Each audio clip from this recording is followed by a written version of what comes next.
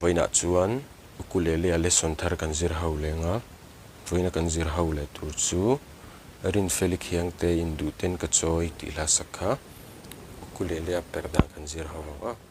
ela hi ke poi first fret a karon vuadona chuan C kan langa asanga F aniama D G ka ti na minor A minor chuan F minor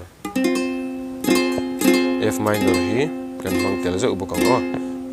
ikuzung chalin shui chung bera first fret kuzung la in shui noi ber dot to a first fret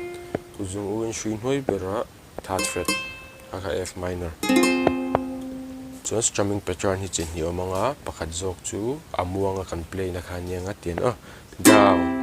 up ti khana kalanga down up down up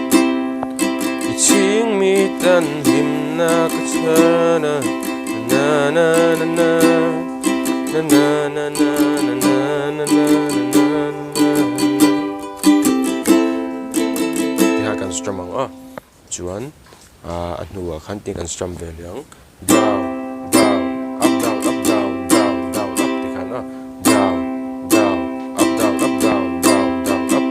ti khana la pum puin kan play ang ala nang karon play milanga uluk dawin lo ngai thale don ya